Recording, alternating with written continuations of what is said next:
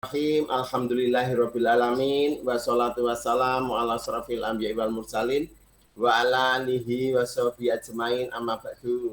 Puji syukur kehadirat Allah SWT pada pertemuan kajian rutin insya Allah setiap minggu pertama dan minggu ketiga ya dengan Ustadz yang akan membahas yaitu Ustadz Mustakmir yang sudah hadir di tengah-tengah kita bersama kita pada sore hari ini untuk waktu kurang lebih 1 jam ya, 1 jam. Jadi nanti Pak Mustakmir bisa ngisi kurang lebih, nanti kalau banyak yang tanya ya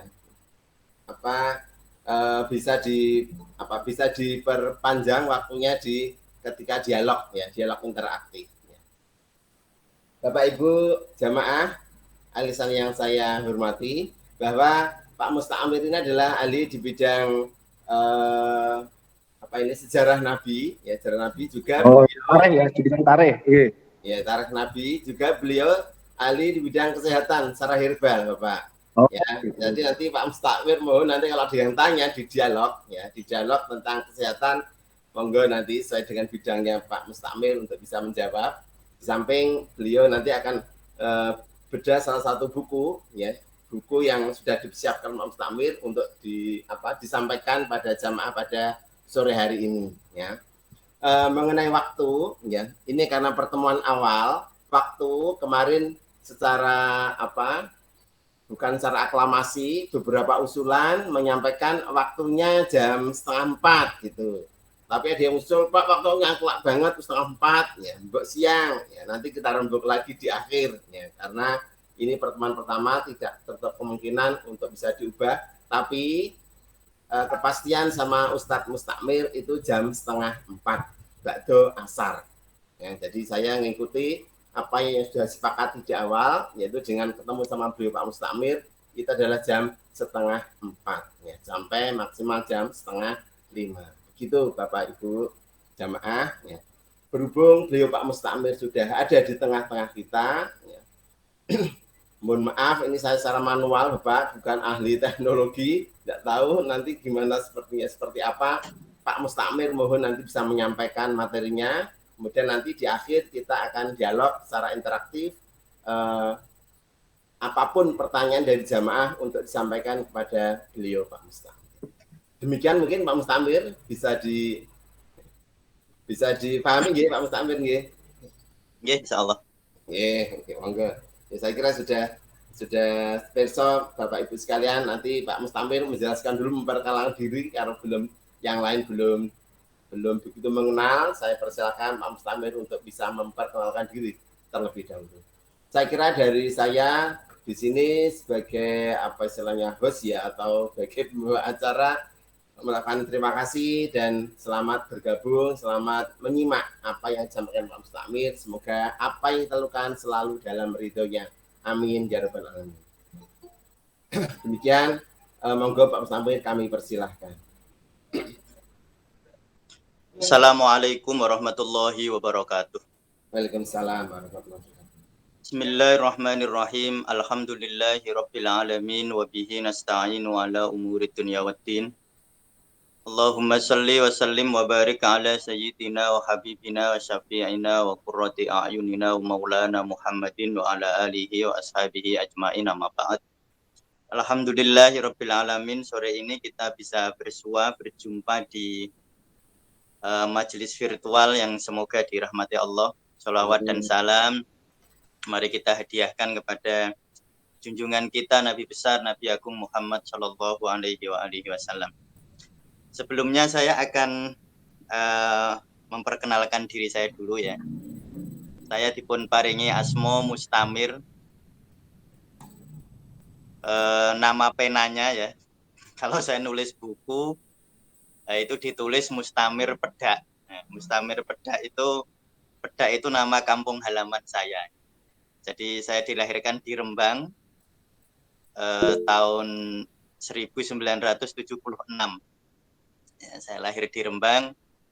Kemudian saya sekolah sampai Fakultas Kedokteran Universitas Diponegoro. Tetapi Di dalam prakteknya saya mempraktekkan pengobatan tibbun nabawi, ya seperti herbal, akupresur, bekam. Sudah sejak tahun saya sebenarnya berpraktek sejak tahun 2006. Kalau di Masjid Agung Jawa Tengah, jadi saya praktek di Masjid Agung Jawa Tengah itu sejak 2009. Jadi sudah 12-an tahun. Kemudian di bidang agama saya menuntut ilmu di berbagai pondok pesantren. Yang paling jauh di Bogor, saya tahun 95 saya pesantren di Nurul Imdad di Bogor. Kemudian waktu kuliah di Semarang, saya selalu berada di pesantren Subulas Salam di Ngesrep, sama pesantren Gubuk Penceng di Gunung Padi. Tinggal saya tetangganya Pak Askar, ya. Tetangganya Bu Askar saya ini. Saya di Jalan Kendeng Barat 6, nomor 22, saya serumah ikut mertua saya di Kendeng Barat 6. Saya kira itu perkenalan dari saya, ya. Semoga nanti silaturahmi ini berlanjut ke dunia wal akhirah. Amin. Amin. Di dalam pengajian kita nanti saya akan membaca sebuah kitab, ya, yang judulnya Mukhtarul Ahadisin Nabawiyah. Kalau di bahasa Indonesia kan itu hadis-hadis terpilih, ya. Jadi yang menulis kitab ini itu As-Sayyid Ahmad Al-Hashimi namanya. Beliau merangkum hadis dari Kutubus Sittah. Jadi Kutubus Sittah itu kitab hadis yang ditulis Imam Bukhari, Imam Muslim, dan imam-imam yang lain. Kemudian oleh As-Sayyid Ahmad Al-Hashimi ini dirangkum, diambil 1.500 hadis, ya, 1.500 hadis yang hadis ini hadis akhlak, ya, bukan hadis fikih, bukan hadis tentang ilmu syariat, bukan, tetapi hadis-hadis yang akan kita baca adalah hadis-hadis tentang akhlak atau hadis-hadis tentang tasawuf atau hadis-hadis tentang ilmu jiwa. Ya, jadi hadis yang akan kita baca adalah hadis-hadis tentang ilmu kejiwaan, yang hadis ini atau kitab ini sering dipakai sebagai sandaran bagi teman-teman yang ingin mencari bagaimana sebenarnya psikologi Islam itu bagaimana. Jadi kita insya Allah akan mengembara di dalam ilmu hadis 1.500 hadis ini akan kita baca, dan harapan kita, saya selalu sampaikan bahwa ngaji itu untuk meningkatkan kualitas diri. Ngaji itu menjadi sumber masalah jika ngaji itu diniatkan untuk menghakimi orang lain. Itu ngaji yang berbahaya. Dan sekarang itu banyak sekali model-model orang mencari ilmu itu bukan untuk meningkatkan kualitas dirinya, tapi mencari ilmu yang justru untuk menghakimi orang lain, sehingga ada beberapa orang yang kemudian sering menganggap agama itu, walaupun pasti ini keliru, tetapi anggapan ini sekarang di kalangan generasi muda itu tumbuh bahwa agama itu menjadi sumber konflik. Itu anggapan yang tentu saja keliru, tetapi teman-teman itu melihat bagaimana di Afghanistan, bagaimana di Irak, bagaimana di Timur Tengah pada umumnya itu, mereka melihat peperangan di antara umat Islam sendiri atau peperangan antara umat Islam dengan umat yang lain, yang kemudian ini membawa kesimpulan keliru di sebagian kita bahwa agama itu menjadi sumber konflik. Karena seringkali umat beragama itu bukan beragama untuk mencari kedamaian hati, bukan beragama untuk mencari kebahagiaan, tetapi seringkali beragama itu hanya untuk meningkatkan kualitas dirinya di depan orang lain. Jadi ada orang ngaji biar dianggap pinter, ada orang ngaji biar dianggap soleh, ada orang ngaji biar status strata sosialnya meningkat. Dan ketika tujuan-tujuan ini tidak tercapai, maka terjadi kemarahan, dan ujung-ujungnya adalah terjadi konflik. Oleh karena itu, sebagaimana kata Allah di dalam Al-Quran, Innallaha la yughayyiru ma biqaumin hatta yughayyiru ma bi anfusihim. Allah itu tidak akan mengubah kaum, tidak akan mengubah sebuah sivitas akademika, tidak akan mengubah keluarga, tidak akan mengubah suatu populasi ya sebelum kita mengubah diri kita sendiri. Apa yang kita ubah? Yang kita ubah adalah pikiran dan perasaan kita. Karena seringkali yang terjadi, pikiran dan perasaan kita itu menjajah kehidupan kita. Dan nanti akan muncul bermacam-macam masalah, termasuk misalnya di masalah kesehatan. Misalnya kalau di pengobatan timur ya, kemarahan mempengaruhi liver, ketakutan mempengaruhi ginjal, kebingungan mempengaruhi limpa, kemudian kesedihan mempengaruhi paru-paru. Itu semua sebenarnya bersumber dari ketidakdamaian hati. Ketika hati kita tidak damai, maka muncul konflik-konflik batin, dan ketika orang itu di dalam batinnya berkonflik, maka dia akan berkonflik dengan lingkungan. Jadi orang itu berkonflik dengan lingkungan itu karena ada konflik batin di dalam dirinya sendiri.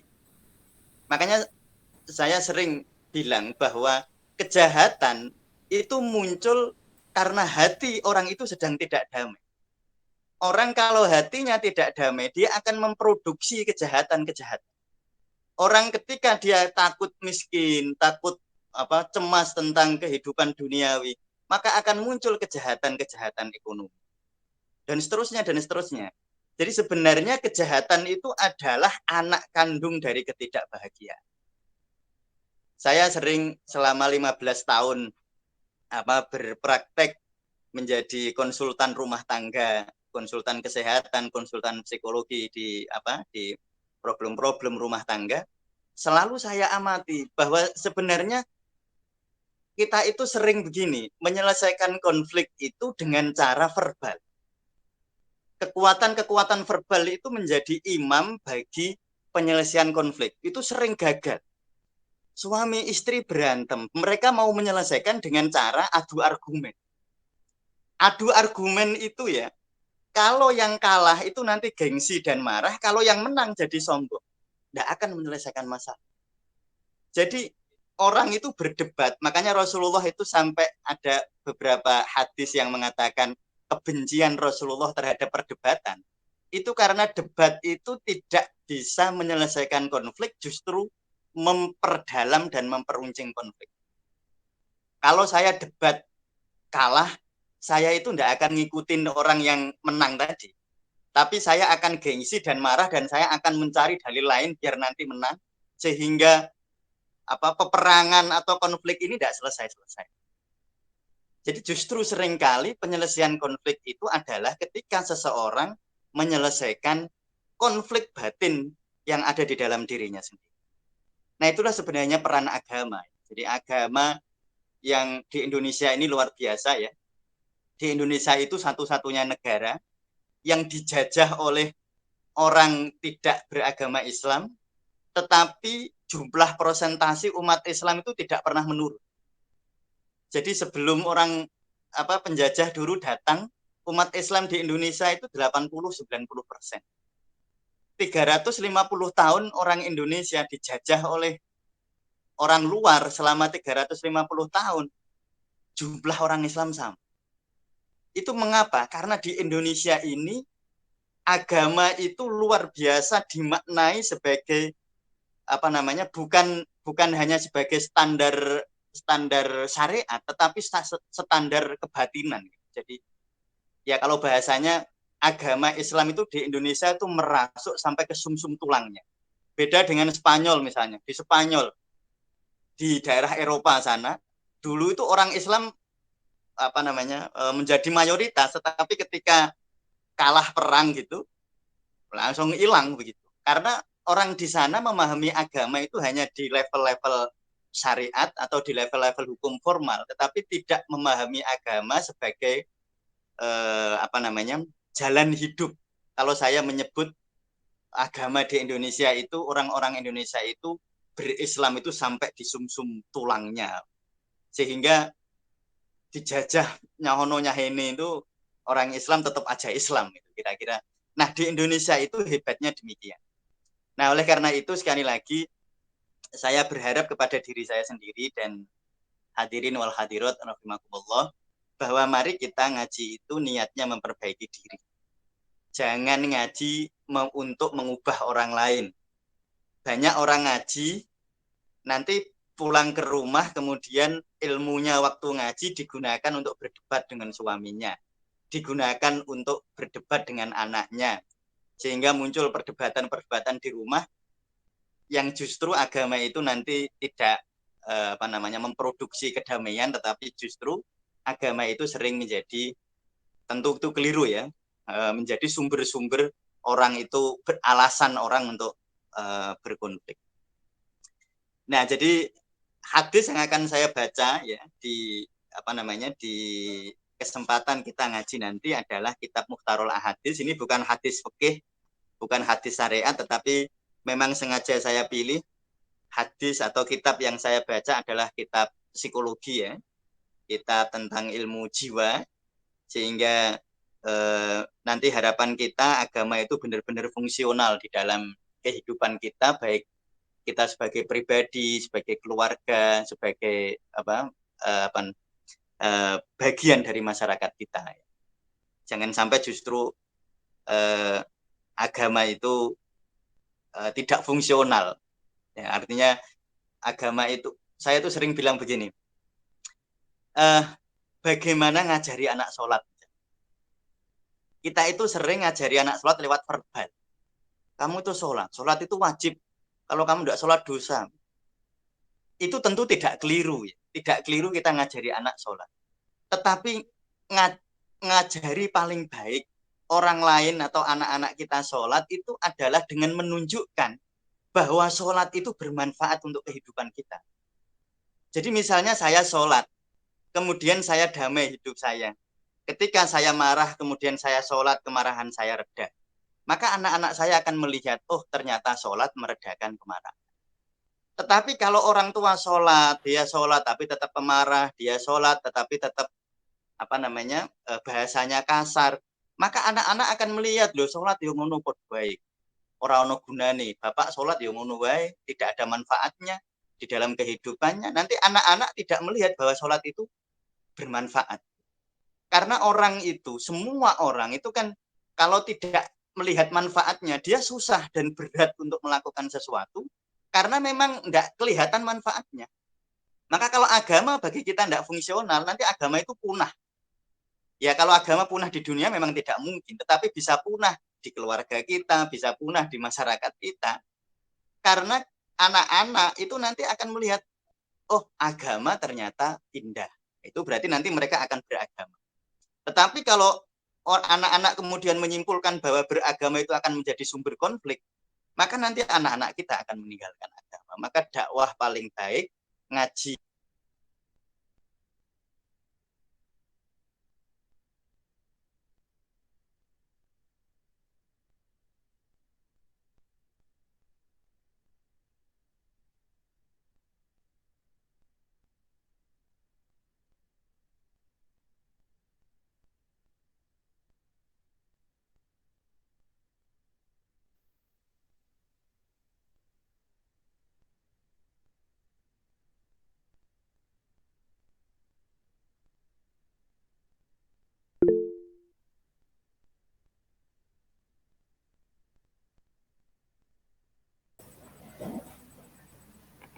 Nyuwun sewu suaranya.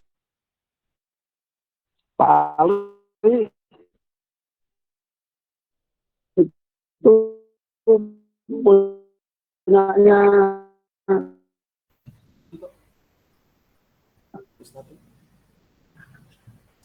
punyanya ustadznya kepentingan itu. Ya. Pak Ali. Pak Ali. Ya, ya, ya, Punyanya ya, ya. ustadznya kok dianmut itu. Ya, ya. Nggih.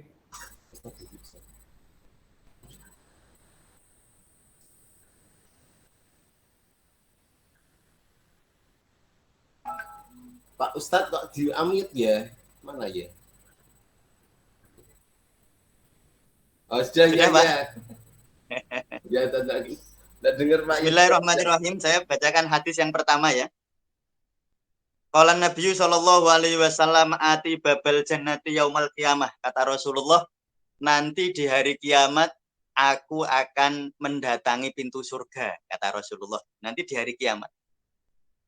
Fa astaftihu, maka aku meminta untuk dibuka. Aku bengko nengarepe lawang swarga, kemudian aku meminta mengetuk pintu agar pintu surga itu dibuka. Fayaqulu, maka kemudian berkata al-khazinu, penjaga surga. Jadi penjaga surga itu kemudian berkata, "Man anta, siapa kamu?" katanya. Jadi Rasulullah datang ke depan pintu surga, notok-notok lawang swarga. Kemudian dari balik pintu penjaga surga bertanya, "Siapa kamu?" katanya. Fa'aqulu, kemudian baginda Rasul bersabda, "Muhammadun, aku Muhammad," katanya. Kata Rasulullah. Fayaqulu, kemudian berkata malaikat penjaga surga itu, "Bika, karena mulah," katanya. "Karena engkaulah wahai Rasulullah, umirtu, aku diperintahkan Allah aftaha, untuk tidak membukakan pintu surga li ahadin, bagi siapapun qoblaka, sebelum." Jadi penjaga surga itu bilang begini, "Saya tidak boleh membuka pintu surga ini sebelum kamu yang memintanya." Kira-kira begitu. Jadi pembuka pintu surga itu nanti Rasulullah. Di dalam hadis ini bermakna sangat dalam. Jadi sesungguhnya kita itu bisa menikmati surga nanti itu jika kita menjadi umatnya Rasulullah, diakoni umat Kanjeng Nabi. Kalau kita tidak diakoni, tidak diakui sebagai umatnya Rasulullah, kita tidak bisa ikut di dalam ke surga itu. Karena pemegang kunci surga itu bukan malaikat Ridwan, bukan. Pemegang pintu surga itu baginda Rasul Muhammad Shallallahu Alaihi Wasallam. Nah, makna yang dalam dari sini itu sebenarnya luas sekali, makna dari hadis ini. Jadi kalau di dalam sejarah kenabian, Rasulullah dulu sebelum diciptakan menjadi manusia ya, yang mempunyai tubuh, mempunyai fisik. Pertama kali Allah itu menciptakan, yang diciptakan oleh Allah pertama kali itu Nur Muhammad. Nurnya Kanjeng Nabi Muhammad. Jadi sebelum dinosaurus diciptakan, sebelum Nabi Adam diciptakan, sebelum seluruh alam semesta diciptakan, yang diciptakan pertama kali itu adalah cahaya atau nur Kanjeng Nabi Muhammad. Nah, sehingga sebenarnya alam semesta ini, gunung-gunung, lautan, perbukitan, samudra, semua itu adalah cucu dari Nur Muhammad. Jadi kita ini semua sama sebenarnya. Kita dengan tanaman, kita dengan hewan, kita dengan ikan-ikan di laut, kita dengan langit, kita dengan bumi, sesungguhnya semua adalah saudara karena semuanya itu sebenarnya adalah cucu dari Nur Muhammad. Jadi sebenarnya kalau kita membaca sholawat, membaca Allahumma sholli ala Sayyidina Muhammad, itu sebenarnya kita seharusnya menyadari kebersaudaraan kita ini dengan alam semesta. Jadi sebenarnya kita sedang menyadari kebersamaan kita dengan alam semesta. Jadi orang, kan kita ini sudah sering dengar ya, utamakan sholawat. Kan sering dengar itu. Utamakan sholawat, utamakan sholawat. Tetapi kita tidak mengerti sakjane sholawat itu apa.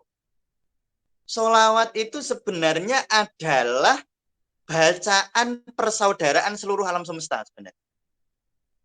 Jadi orang yang tidak bergaul indah dengan alam semesta, itu sebenarnya dia sedang tidak bersolawat. Jadi orang itu ketika bilang Allahumma, makanya guru saya itu sering menasihati saya, nek kamu pegang dedaunan, baca solawat, Allahumma sholli ala sayyidina Muhammad.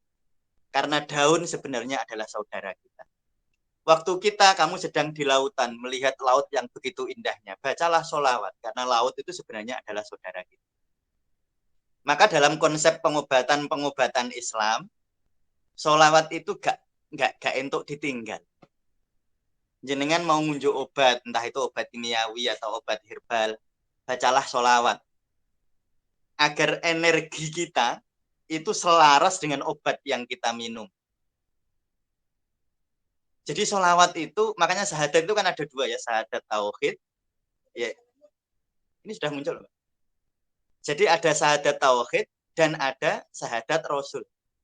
Syahadat tauhid itu sebenarnya adalah syahadat yang kita dengan Allah gitu. Tapi syahadat rasul itu syahadat kita untuk berazam atau berjanji kita akan bersaudara dengan seluruh alam semesta. Karena apa? Makanya asyhadu anna Muhammad Rasulullah, kita menyebut nama Rasulullah, itu seakan-akan kita berjanji kepada beliau, kepada baginda Rasul, wahai Rasulullah, saya akan berbuat baik kepada seluruh alam semesta. Nah itu, jadi sholawat itu menjadi sangat vital di dalam kehidupan kita. Kenapa? Coba kita perhatikan ya, orang khutbah kalau tidak sholawat batal, khutbahnya gak sah. Orang khutbah Jumat itu ya, jadi orang khutbah Jumat itu salah satu rukunnya itu ya baca hamdalah, kemudian baca syahadat, baca sholawat. Kalau tidak ada sholawatnya, khutbah Jumatnya nggak sah. Jenengan sholat, kalau tidak ada sholawatnya sholatnya ya nggak sah. Jadi orang sholat itu waktu tahiyat itu kan asyhadu alla ilaha illallah, asyhadu anna Muhammadar Rasulullah, Allahumma sholli ala Muhammad wa ala ali Muhammad dan seterusnya.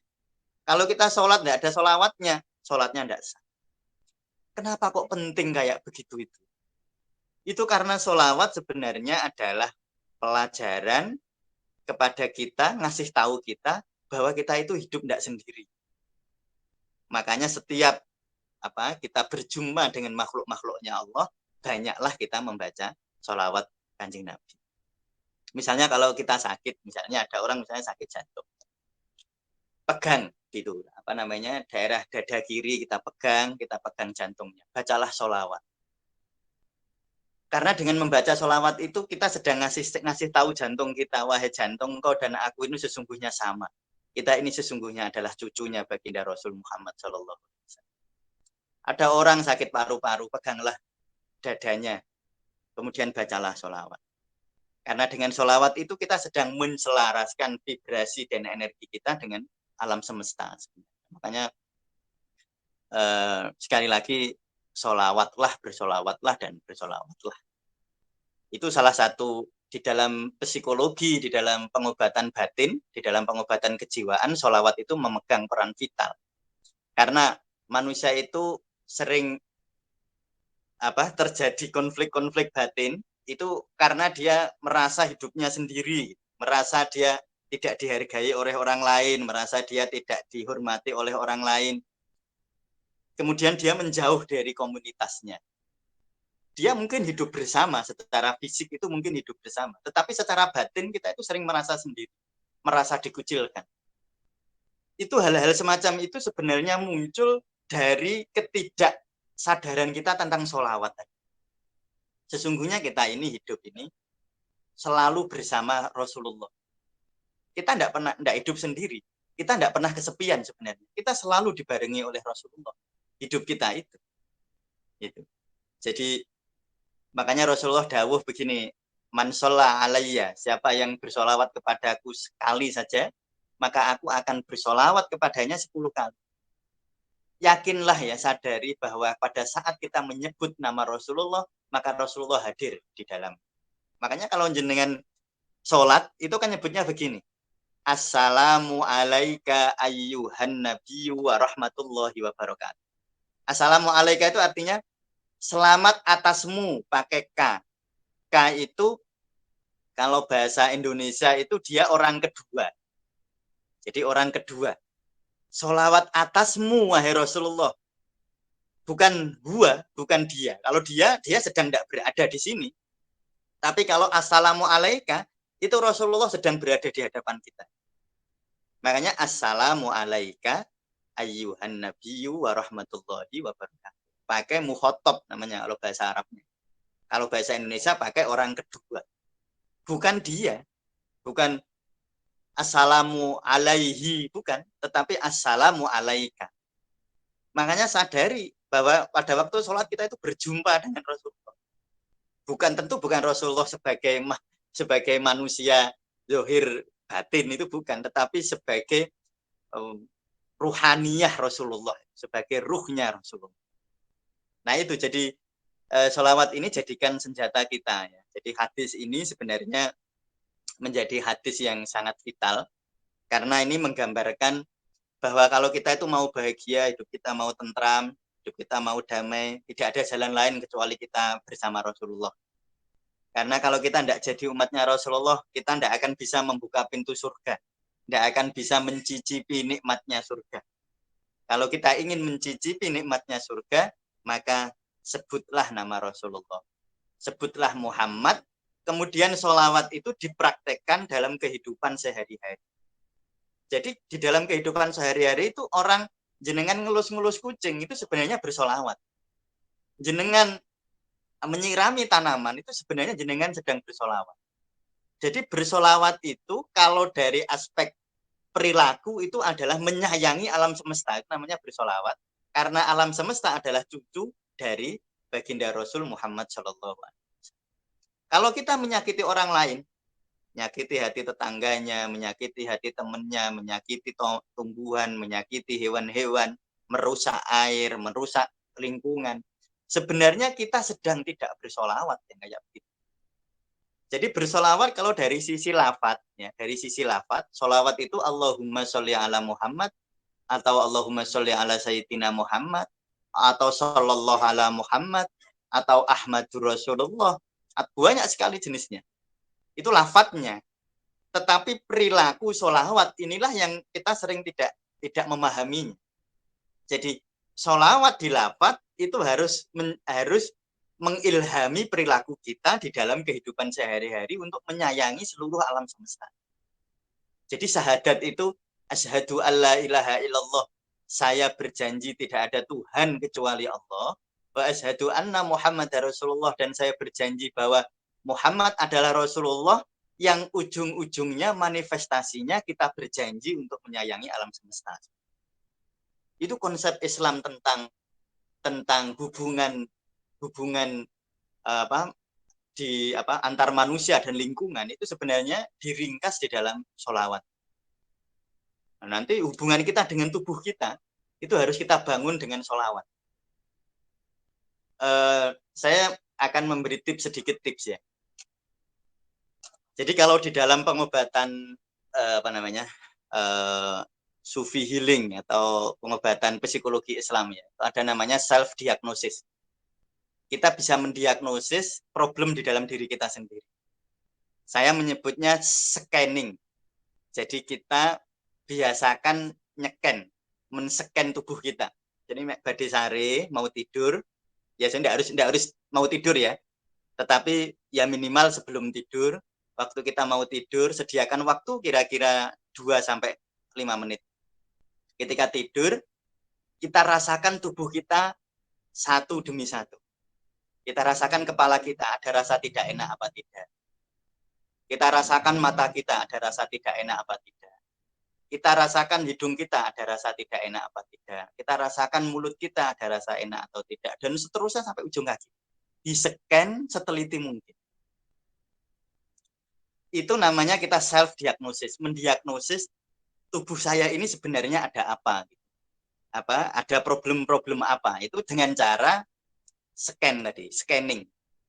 Kita rasakan, oh kepala saya pusing. Misalnya nanti pusing itu harus di-scan lagi. Pusingnya itu tepatnya di mana? Jadi misalnya ada orang pusing, kepalanya tidak enak. Itu kalau dirasakan, itu pasti ada punktum maksimumnya. Ada tempat paling tidak nyaman itu di mana. Misalnya yang paling tidak nyaman itu misalnya di sini. Misalnya ketemu di sini yang paling tidak nyaman. Kemudian kita pegang begini. Kemudian kita hadirkan Rasulullah. Allahumma sholli ala sayyidina. Kita hadirkan itu. Itu nanti, ya istilahnya itu nanti energinya jadi positif. Ya, sehingga itu nanti akan sangat membantu sehingga problem penyakit itu tidak menjadi liar gitu, tidak terkendali. Kalau kita kulino nyeken, itu nek cara orang rumah itu disapune bendino itu kan jadi resik. Karena setiap hari kita scan tubuh kita. Jadi nanti misalnya ada orang yang hidungnya bumpet, jadi waktu scanning itu merasa misalnya di sini rasanya tidak nyaman. Hidung itu tidak nyaman, itu masih ada punktu maksimumnya, ada tempat paling tidak nyaman. Itu di mana itu? Pegang. Sambil bersolawat. Allahumma sholli ala sayyidina. Sambil bersolawat, kita pegang. Terus kita scan tubuh kita yang paling tidak nyaman itu bagian tubuh yang mana. Misalnya ada orang yang sering terjadi itu misalnya dada kiri celekit-celekit. Kita itu sering keliru tompo ya. Karena kebanyakan kita itu kalau bab kesehatan itu takoknya Google. Jadi nyeri dada. Lah nyeri dada takoknya nang Google lah udah keluarnya sakit jantung. Kalau jenengan nyeri dada kiri terus jenengan buka Google itu nanti munculnya problem jantung. Oh, jadi wedi sampean sakjane ora loro jantung jadi sakit jantung beneran itu. Padahal enggak selalu gitu. Jadi justru celekit-celekit ya, mungkin bahasa saya mungkin diterima berbeda ya, tapi kalau di pasien-pasien itu sering nyebut dada celekit-celekit. Dada celekit-celekit itu sering karena otot, bukan di jantungnya. Kalau di jantung itu jadi jantung itu ciri khasnya itu sesak nafas tersengal-sengal. Jadi nyeri dada itu maksudnya nyeri dada yang menimbulkan sesak nafas. Tersengal-sengal ya, bukan kalau orang nyeri problem paru-paru itu nafasnya tidak selalu tersengal-sengal. Tapi kalau problem jantung itu nafasnya tersengal-sengal. Jadi kalau kita misalnya punya problem dada celekit-celekit, nyeri sebutlah nyeri dada gitu.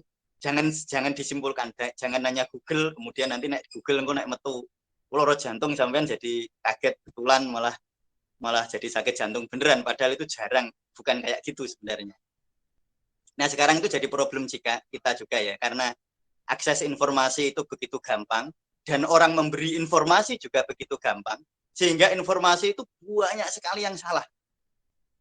Banyak sekali yang salah. Nah, kemudian oleh orang yang awam di bidang itu diterima mentah begitu saja.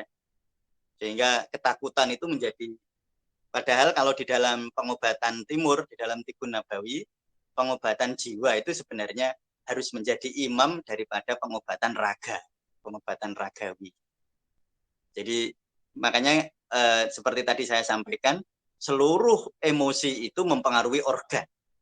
Dendam, kesumat, iri, dengki itu mempengaruhi memanaskan liver. Jadi kalau liver itu kalau di pengobatan timur, liver itu kalau panas dia akan memanaskan jantung, nanti tensi jadi naik. Ketakutan, kecemasan itu semua akan membuat kemacetan darah. Ya sebenarnya enggak usah penelitian ilmiah. Kita kalau marah itu jenengan scan tubuh kita, itu kan ada tubuh yang enggak nyaman. Kalau kita pas marah, mungkin kepala kita jadi cenut-cenut, leher kita jadi kenceng, bahu kita jadi tidak nyaman, dan lain sebagainya, dadanya jadi panas. Itu enggak usah penelitian, ya sudah. Memang sebenarnya problem kejiwaan itu hampir selalu mempengaruhi fisik.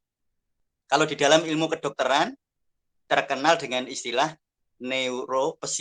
psikoneuroimunologi. Jadi hubungan antara psikis, sistem saraf dan kekebalan tubuh. Jadi orang kalau stres itu nanti akan timbul mempengaruhi sarafnya. Jadi psiko akan mempengaruhi neuro. Psiko akan mempengaruhi saraf, nanti saraf itu akan mempengaruhi imunologi. Nah, zat yang paling diperhatikan itu namanya hormon kortisol namanya. Jadi kalau orang stres, sistem sarafnya terganggu. Jadi sistem saraf itu artinya kalau di otak itu ada sistem limbik. Sistem limbik itu pusat emosi kita.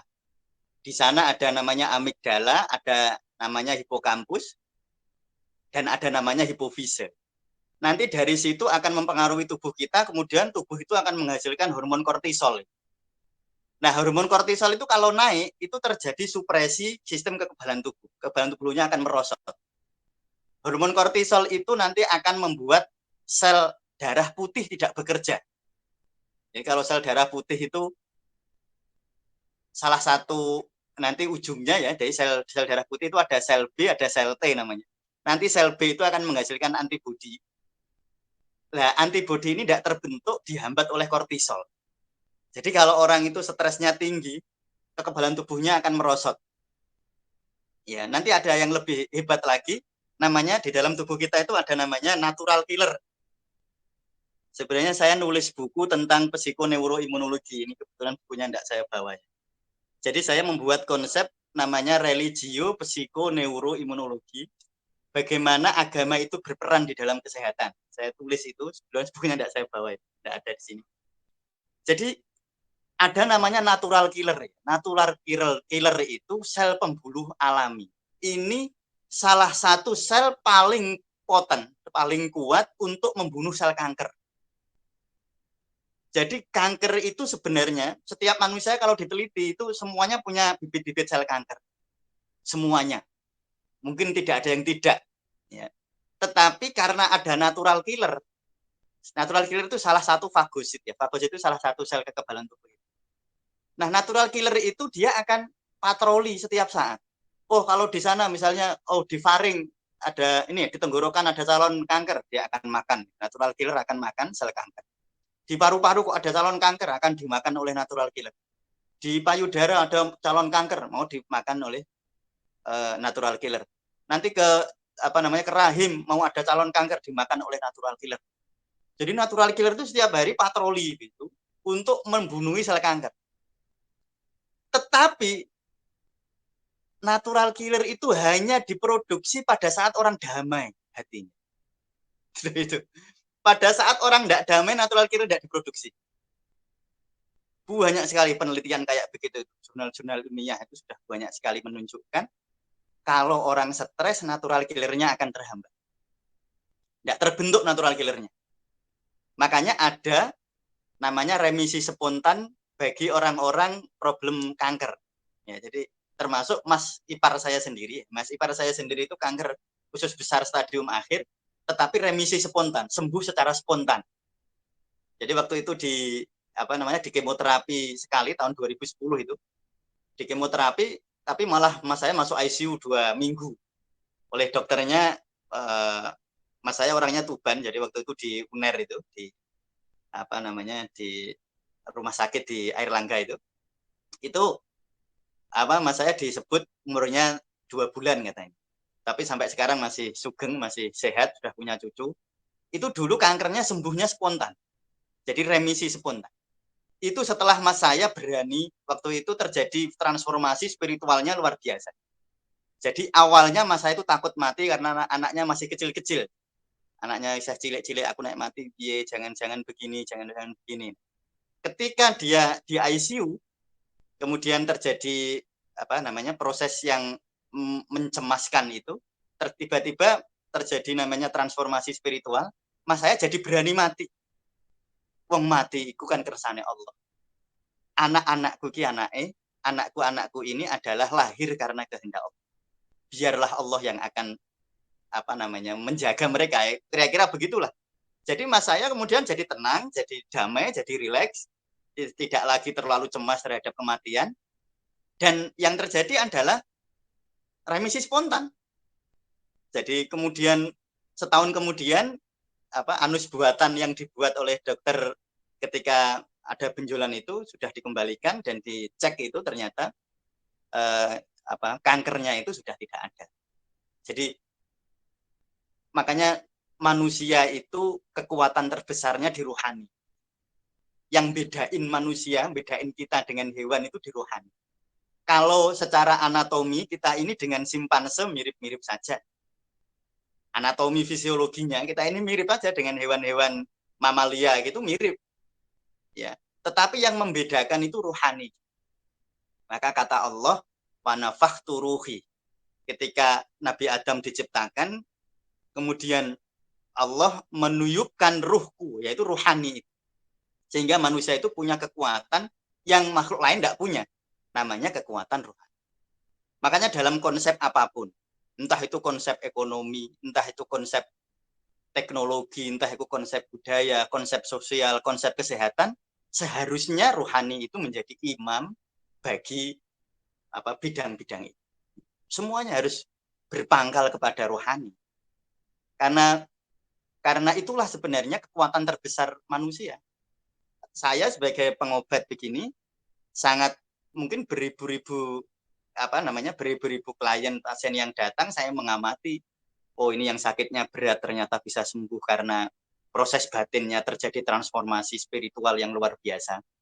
Jadi setiap terjadi transformasi spiritual itu akan mempengaruhi jiwa raga kita. Setiap transformasi, saya ulang lagi ya, setiap transformasi spiritual itu menjadi membuat tubuh kita menjadi luar biasa baik. Transformasi spiritual itu ditandai oleh kedamaian hati. Transformasi spiritual itu tidak bisa diukur dari ukuran fisik. Misalnya nyun sewu ya, orang sholat terus itu belum tentu spiritualnya baik. Belum tentu. Orang puasa terus belum tentu spiritualitasnya baik. Karena kan akeh wong poso niate materi, akeh wong sholat niate materi. Ini bukan salah ya, tetapi kita harus, karena ini ngaji nih wong tua ya, di sini banyak ya, saya kira pribadi-pribadi yang sudah matang ya. Jadi gini, ada orang sholat duha, niate materi, ben rezekinya. Itu kalau guru saya dulu marah, gitu. Kalau guru saya itu marah. Loh, rumang samu sholat duha kuwi luweh elek rumang samu materi itu lebih baik daripada sholat duha. Kue ku iso sholat duha kuwi wis sudah merupakan karunia yang luar biasa. Kue ku iso sholat duha wis luar biasa. Ada orang sholat duha, tujuan akhirnya materi. Ada orang tahajud, tujuan akhirnya materi. Sehingga spiritualitas itu belum tentu ditampakkan di dalam proses formalisasi agama. Tetapi spiritualitas itu ditunjukkan ke dalam itu damai. Hidupnya ke dalam penuh damai. Keluar akhlaknya baik. Itu namanya transformasi spiritualitas. Makanya agama itu syariat, orang sholat itu harus menghasilkan kedamaian hati, kemudian menghasilkan akhlak yang baik. Makanya inna sholata tanha anil faksai wal mungkar, harus begitu. Orang puasa harus menghasilkan kedamaian hati dan menghasilkan akhlak yang baik. Itu sebenarnya fungsi yang tadi saya sebut di depan, agama harus fungsional. Ya, saya kira mungkin begitu dulu. Mungkin ada yang menawi badhe wonten diskusi, saya persilahkan. Kalau mau belum ada diskusi, mungkin ada waktu beberapa menit akan saya lanjutkan kembali. Monggo Pak Ali. Masih unmute itu Pak Ali itu. Iya, matur nuwun Pak Mustakmir. Monggo jamaah yang akan menyampaikan sesuatu, menanyakan atau apapun berkomentar, kami persilahkan jamaah.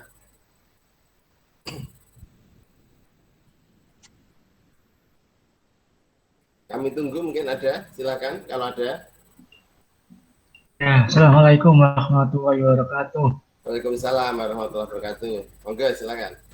Ya, tadi kaitannya dengan membaca sholawat Nabi, itu gimana supaya sholawat itu bisa menjadikan transformasi spiritual, Pak? Dengan baca sholawat itu bisa menjadikan transformasi spiritual. Mungkin apa ada jumlahnya atau mungkin pada waktu tertentu atau mungkin gimana lah.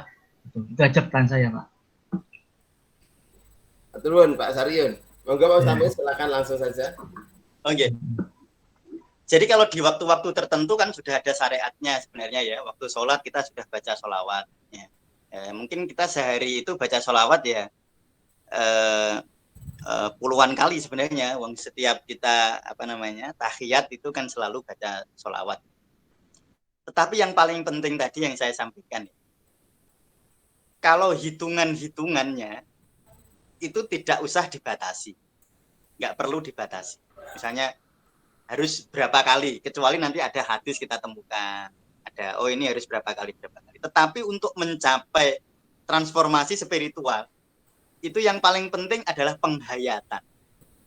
Jadi kalau di dalam agama itu ada 3 tingkatan. Ya.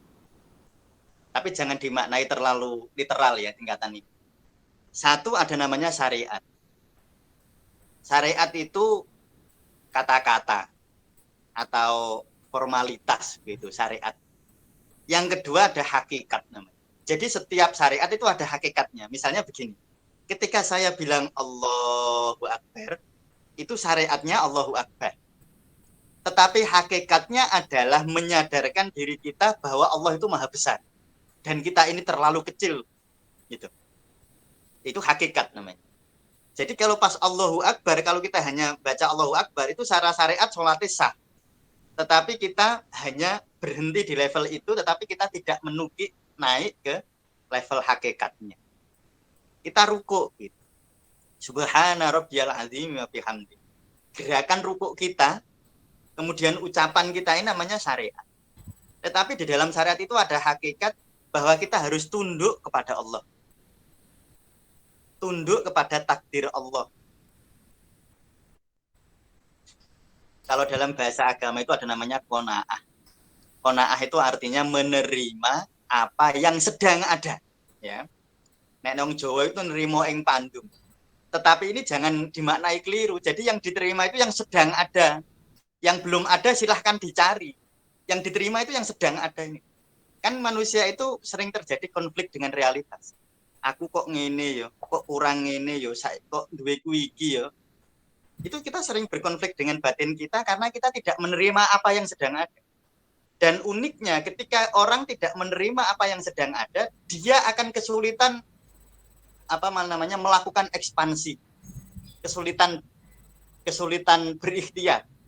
Tapi orang itu kalau qanaah, dia berikhtiar itu ikhtiarnya hebat karena dia punya energi yang besar. Pada saat orang bisa menerima dirinya dan sedang menerima apa adanya. Namanya itu hakikat. Nah, makanya pada saat baca sholawat itu jangan ngelambe tok, gitu. Jangan hanya lisan saja. Jangan hanya Allahumma sholli ala Muhammad begitu saja.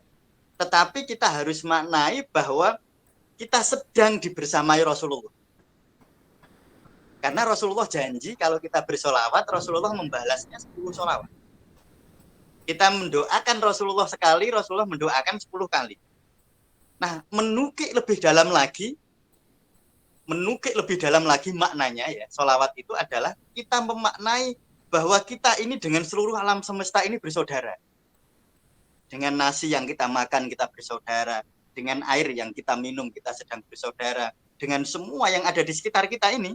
Misalnya kita ini sedang duduk, di depan saya ada kitab, di depan saya ada air, di depan saya ada buku, di depan saya ada kursi, ada dan seterusnya ini harus kita hayati pada saat kita bersolawat, kita seakan-akan sedang berjamaah bersama menjalani takdir kita masing-masing di hadapan Allah. Nah, makanya salah satu transformasi spiritual itu cirinya adalah egonya tidak kenceng lagi. Bukan keakuan, aku pokoknya kudu menang, aku pokoknya kudu. Makanya nanti level transformasi spiritual itu ada 7. Ada 7 level transformasi spiritual. Orang paling rendah itu nafsu amarah namanya. Nafas diri yang amarah itu nafsu yang paling rendah. Nafsu amarah itu begini. Orang lain tidak boleh menang. Kalau saya menang, orang lain harus kalah. Apalagi kalau saya kalah, orang lain harus kalah. Itu namanya nafsu amarah. Pokoknya orang lain harus kalah. Ini aku senengnya nek wong kalah. Makanya kalau di dalam konsep pengobatan tradisional ya ada kegirangan atau kegembiraan itu memanaskan jantung. Ya, saya ulang lagi. Kegembiraan itu memanaskan jantung. Maksudnya kegembiraan itu bukan gembira jenengan puas dengan kinerja, bukan. Gembira ketika jenengan melihat orang susah itu. Jadi seseorang misalnya sedang di dalam sebuah persaingan, kemudian ternyata pesaingnya itu kalah, marem. Itu namanya kegembiraan yang bikin jantung panas. Itu termasuk nafsu amarah. Jadi nafas atau diri yang paling rendah itu namanya nafsu amarah. Yang sudah dekat dengan Allah itu nafsul mutmainnah namanya. Nafsul mutmainnah itu kalau di Al-Qur'an itu ya ayyatuhan nafsul mutmainnah irji'i ila rabbiki radiyatan mardiyah. Wahai jiwa yang tentram. Jiwa yang tentram itu begini. Mbah aku kalah, mbah aku menang. Entah aku kalah, entah aku menang. Sing penting orang lain menang. Itu nafsul mutmainnah. Orang kayak begitu yang layak dipanggil Allah dengan ya ayyatuhan nafsul mutmainnah. Makanya tadi sebenarnya sholawat itu mengajak kayak begitu itu. Biar kita itu merasa bahwa alam semesta itu aku kita. Kita itu tidak terpisah dengan mereka. Mereka itu bukan pesaing kita. Hidup kita itu sekarang kan di era modern seperti ini kan dididik untuk bersaing. Itu keliru besar sebenarnya. Kita itu dididik bersaing dari sekolah, nyun sewu ya. Dari sekolah SD sampai ke sekolah tertentu itu kita dibuat hidup itu seakan-akan bersaing. Seakan-akan kalau kesuksesan saya harus membuat orang lain gagal, seakan-akan. Kita tidak dididik untuk, kalau dalam bahasa nyun sewu kalau ada yang keliru ya, ada namanya kesaling tergantungan. Jadi kalau Stephen R. Covey kalau tidak keliru itu seorang ahli itu, level terbaik di dalam hubungan manusia itu kan kesaling tergantungan, bukan kemandirian. Kemandirian itu baik, tetapi di atas kemandirian itu ada kesaling tergantungan. Nah ini yang sering tidak kita kita didik atau kita bangun sejak awal, karena kita sering hidup itu seperti bersaing, dididik untuk bersaing, dididik untuk mengalahkan orang lain, sehingga kedirian kita secara spiritual itu sering mandek di bawah dari nafsul mutmainnah. Nah, jadi kira-kira begitu ya. Terus ketika kita baca sholawat agar menghadirkan suasana atau transformasi spiritual, itu bukan tentang jumlah dan waktunya, tetapi tentang hakikat yang kita hayati dari sholawat itu. Bahwa kita sebenarnya dengan orang lain itu kita sama. Nanti lain waktu kita akan membahas sebuah psikologi yang oleh orang Jawa itu ada namanya Ki Ageng Suryo Mentaram ya. Itu dia punya psikologi Jawa yang luar biasa baik dan itu sangat islami. Saya kira nanti suatu saat akan kita bahas bagaimana agar kita menjadi pribadi yang lebih damai. Bu, saya ini seperti saya di Malaysia. Di Malaysia kan gini, apa? Ada? Nggih, monggo lanjut. Terima kasih. Sudah jelas. Coba. Ada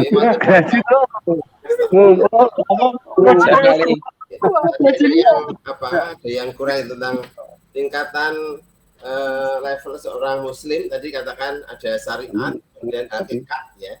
Syariat, hakikat, kemudian yang ketiga tadi apa ya? Belum sampai. Kemudian yang ketiga itu makrifat. Oh, makrifat. Jadi begini. Makrifat itu sebenarnya buahnya, Pak. Jadi syariat itu sebenarnya dia adalah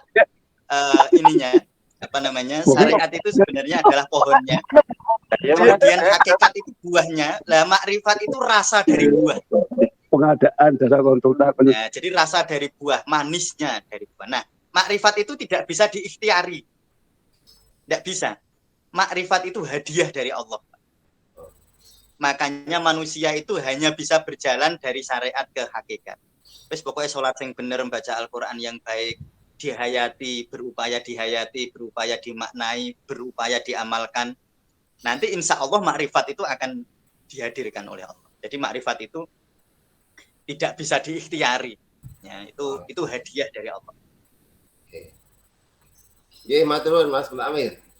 Terus tadi yang level transformasi spiritual tadi sampai 1 sampai dengan 7 ya. Tadi belum ya. Enggak cukup waktunya ya kelihatannya ya. Ya, itu nanti terlalu panjang dan nyuwun sewu nanti pembahasan semacam itu memerlukan kejernihan jiwa untuk menerimanya, Pak. Oh, gitu ya. Ya, matur nuwun. Suatu saat semoga ada kesempatan untuk membahas, Pak. Ya, matur nuwun. Dari jamaah mungkin ada lagi yang mau disampaikan dari yang lain, mungkin jamaah yang lain. Siapa Ali? Ya, silakan. Iya, Iya. Pak Ena. Oke, Pak Ena. Assalamualaikum warahmatullahi wabarakatuh. Waalaikumsalam warahmatullahi wabarakatuh. Terima kasih Ustadz Pak Ali dan Ustadz Mus yang dirahmati Allah. Ini terkait dengan sholawat tadi ya. Jadi kita satu kesempatan dapat ilmu ya ketika kita melakukan perbuatan baik awali dengan basmalah gitu ya dan akhiri dengan hamdalah gitu ya. Sementara ini sholawat itu juga anytime ya, setiap kapanpun ya ketika melakukan hal baik itu sholawat lah. Ini apakah kita, saya bisa menyimpulkan kita bahwa sholat itu semacam wasilah untuk pertolongan Allah. Jadi kalau apa istilahnya doa pun ya harus diawali dengan sholawat. Maksud saya ini kan bagaimanapun yang menyembuhkan sakit, yang apa istilahnya yang tadi yang disebutkan tadi kan karena Allah gitu ya. Nah, apa kabar kesimpulan saya bahwa sebenarnya ketika banyak bersolat itu lebih ke ini wasilah ya, sarana Allah menolong kita. Itu. Makasih Ustaz. Assalamualaikum warahmatullahi wabarakatuh. Waalaikumsalam warahmatullahi wabarakatuh. Monggo Pak Mustamir. Iya, jadi memang betul ya. Jadi wasta'inu bisobri wassalat. Nek njaluk tulung karo Allah, meminta tolong kepada Allah, bisobri kudu sabar, wassalah dan sholat. Nah, jadi kalau orang itu minta tolong sama Allah, kok ora sabar, yaitu ya tadi itu sebenarnya kita sedang memotong jembatan pertolongan. Karena kalau kita ingin meminta tolong, kata Allah itu ya bisobri wassalat. Dan di dalam sholat itu ya tadi sebenarnya konsep sholawat itu sebenarnya kan konsep besar tentang hubungan manusia dengan lingkungan. Jadi kalau kita itu mau ditolong Allah, nolonglah orang lain. Kalau mau ditolong Allah, kita harus saling menolong sesama. Karena tadi sebenarnya konsep dari sholawat itu kan konsep besar tentang hubungan kesemestaan kita itu dengan alam semesta itu. Ya, hubungan kita diringkes dalam sholawat. Makanya setiap orang bersolawat sebenarnya dia sedang membangun hubungan mesra dengan lingkungan. Insya Allah kalau dia membangun hubungan mesra dengan lingkungan, maka Allah itu akan lebih mudah menolong kita. Makanya kalau dalam hadis itu begini, man lam yaskurin nasa, lam yaskurillah. Orang kalau tidak bisa berterima kasih kepada manusia, itu dia tidak bisa berterima kasih kepada Allah. Kita itu kan tidak bisa berhubungan dengan Allah, jasmani kita ini, secara langsung. Hubungan kita dengan Allah secara jasmaniah loh, itu kan diperantarai oleh alam semesta. Allah itu bicara dengan kita, kan diperantarai oleh alam semesta. Diperantarai. Allah mau menyampaikan keagungan Allah, itu kan dengan menciptakan gunung-gunung. Allah mau menyampaikan tentang besarnya kasih sayangnya dengan diciptakannya berjuta-juta buah-buahan. Allah mau menyampaikan betapa hebatnya dia dengan menciptakan gempa bumi. Jadi sebenarnya alam semesta ini sedang berbicara kepada kita pesan-pesan Allah. Jadi Allah itu memesankan sesuatu kepada manusia itu kan lewat alam semesta. Kan tidak terus Allah bicara langsung dengan kita. Enggak, Allah itu bicara dengan kita melalui alam semesta. Itu, jadi makanya sholawat itu punya peran penting. Sebenarnya aspek yang lebih kita tekankan adalah tentang hubungan kita dengan alam semesta. Maka jagalah keserasian itu, keserasian hubungan kita dengan alam semesta. Maka insya Allah hubungan kita dengan Allah akan jadi lebih baik. Ya, saya kira gitu. Terima kasih, Tat. Matur nuwun Pak Mustamir. Berhubung waktunya ini sudah lebih dari 4:30, mungkin ada kesempatan yang lain. Ya, tidak ada yang lain ya. Kalau tidak ada yang lain, ya Pak Mustamir bisa menutup dengan doa aja. Oh, oke. Nggih, monggo. Al-Fatihah. Alhamdulillah bismillah. Alhamdulillahirabbil alamin arrahmanirrahim maliki iyyaka na'budu wa iyyaka nasta'in ihdinas siratal mustaqim siratal ladzina an'amta 'alaihim ghairil maghdubi 'alaihim waladdallin. Allahumma shalli ala sayyidina Muhammad sayyidil awwalin wal akhirin wa radhiyallahu ta'ala an kulli sahabati rasulih ajmain. Alhamdulillahirabbil alamin hamdan na'imin. syakirin hamdan yu'afi ni'amahu yukafi mazidah. Ya Rabbana lakal hamdu kama yanbaghi li jalali wajhika wa 'azimi sultanik. Allahumma antas salam wa minkas salam wa ilaika ya'udus salam. Wa hayyina Rabbana bisalam wa adkhilnal jannata darussalam. Tabarakta Rabbana wa ta'ala dzal jalali wal ikram. Allahumma rzuqna ilman nafi'an, Allahumma rzuqna ilman nafi'an, Allahumma rzuqna ilman nafi'an, Allahumma rzuqna ilman nafi'an wa amalan mutaqabbalan. Rabbana atina min ladunka rahmah wa hayyi' lana min amrina rasyada. Rabbana atina fid dunya hasanah wa fil akhirati hasanah wa qina adzabannar wa adkhilnal jannata ma'al abrar ya aziz ya ghafar ya rabbal alamin. Subhana rabbika rabbil izzati amma yasifun wa salamun alal mursalin walhamdulillahi rabbil alamin. Al-Fatihah. Assalamualaikum warahmatullahi wabarakatuh. Waalaikumsalam warahmatullahi wabarakatuh. Matur nuwun Pak Mustamir atas penjelasan pada pagi hari ini. Mungkin nanti jamaah sekalian bahwa pengajian ini akan berlanjut di ini minggu pertama, nanti ada di minggu ketiga. Ya, nanti kami sampaikan, Pak Mustamir menyiapkan nanti untuk minggu ketiga insya Allah. Yang kami sampaikan. Kenapa boleh orang operasi? Untuk waktunya karena awal 3:30, kita masih tetap 3:30 sebelum ada rencana yang berubah. Tetap 3:30. Sebelum kita akhiri, mungkin ada yang disampaikan jamaah sekalian tentang waktu mungkin atau tentang apapun. Monggo. Mas kan karate. Ada. Inna sayakum lasyad. Kalau tidak ada, maka kita akhiri sekian dulu. Kita tutup dengan doa kafaratul majelis. Subhanallah wa bihamdika asyhadu an la ilaha illa anta astaghfiruka wa atubu ilaik. Dan saya cukup sekian, mohon maaf atas segala kekurangan. Wabillahi taufiq wal hidayah. Wassalamualaikum warahmatullahi wabarakatuh. Waalaikumsalam warahmatullahi wabarakatuh. Atas suwun Pak Ali Maskur, Pak Suwana, semuanya, Pak Tamir, Pak Cei, ya Mbak Pur, Pak Aska, terima suwun. Pak Safik, yang besok itu saya kan biasanya virtual ini Pak Safik, ya virtualnya kan dari rumah. Terus nanti kalau saya ke kampus Kendeng misalnya, terus virtualnya gimana?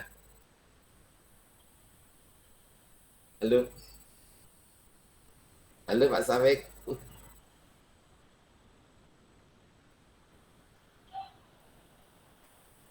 Halo.